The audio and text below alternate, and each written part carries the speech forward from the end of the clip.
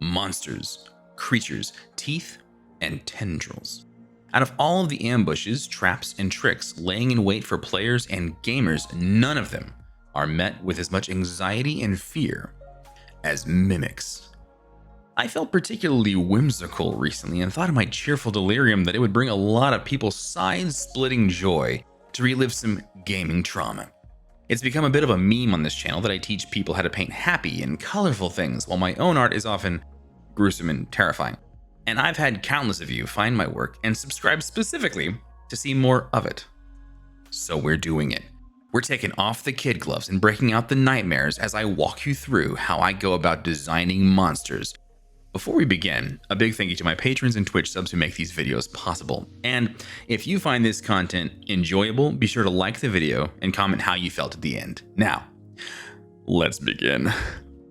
The human mind is always in motion, constantly moving and shifting as thoughts come and go. Try to think of a random face in your head and hold it. Keep every detail as sharp as you can make it. You'll find it's almost impossible to keep every detail as is. The hair will subtly shift hues, the eyes will move, maybe their expression will change. The same goes with visual things in an artist's head. That's often why you might stare at a canvas or piece of paper forever without leaving a single mark. Your brain is constantly shifting, and if you have issues with making decisions, you could be staring for a long time. To combat this, you'll want to very quickly make small, very fast scribbles of your ideas. I knew I wanted two designs for mimics, a chest mimic and a door mimic. Look it up and good luck trusting anything. So I drew these small concepts for each, keeping the feel very closely similar, but making sure I changed enough about each to add variety.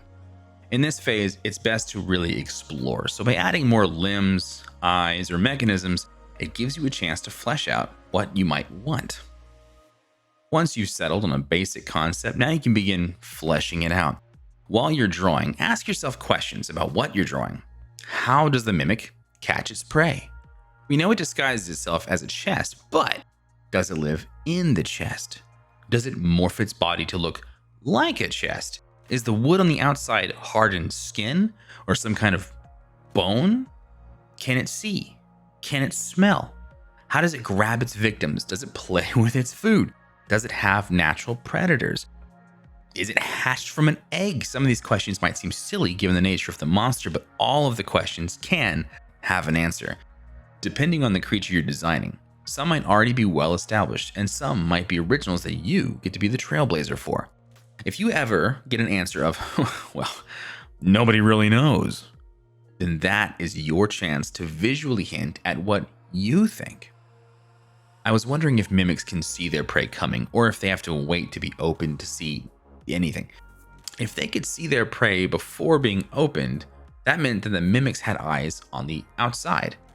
But then I thought, because of the hinge on the back, it makes it swing like completely open, so its eyes on the outside would just be facing behind it, and they'd just be looking backwards. They couldn't see their prey, and that's not very good for catching food. Solution?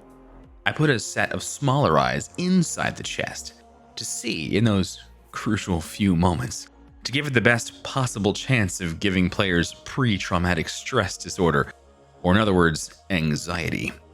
Once I'd answered all my big questions, all I really had left of the chest was to put on some soothing tunes and let my soul sing through my pen. What a work of pure beauty and joy. Bliss, I say unto you.